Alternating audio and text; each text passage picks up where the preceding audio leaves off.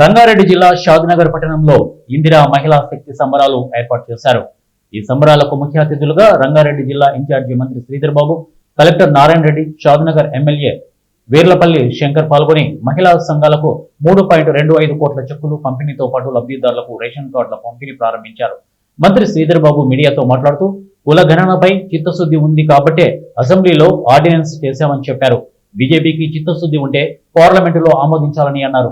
గత 10 సంవత్సరాల కాలం ఉన్న ప్రభుత్వం మహిళల సంక్షేమం, విద్య, వైద్యం మర్చిపోయిందన్నారు. మహిళా సంఘాలకు వడ్డీ లేని రుణాలను ఇస్తున్న ఘనత కాంగ్రెస్ ప్రభుత్వాన్ని చెప్పారు. ఆత్మస్థైర్యంతో ఎదుగుతున్న మహిళలందరికీ శుభాకాంక్షలు తెలిపారు. చట్టం చేయడానికి వెనుకాడకుండా చట్టం చేసి ముందుకు పంపినాం.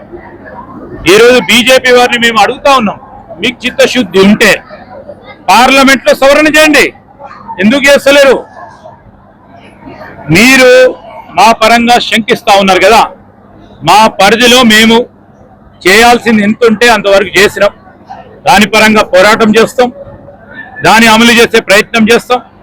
కానీ ఈరోజు మేము అడుగుతా ఉన్నాం, బీజేపీకి సంబంధించిన పార్లమెంట్ సభ్యులు, పార్లమెంట్ సమావేశాలు నడుస్తూ ఉన్నాయి, మీ నాయకత్వంతో మాట్లాడండి. మేము పంపిన చట్టసభకు సంబంధించిన బిల్లును ఆమోదం చేసుకుంటూ దానికి తోడు మీరు ఆ చట్టంలో సవరణ తీసుకురావడానికి మీరు అడుగులు వేయండి. ఎందుకు వేస్తలేరు అని అడుగుతా ఉన్నాం. మన తెలంగాణ రాష్ట్ర ప్రజలందరూ కూడా వేచి చూస్తా ఉన్నారు. పార్లమెంట్లో మీకు మెజారిటీ ఉంది. పార్లమెంట్లో మీకు మెజారిటీ ఉన్నప్పుడు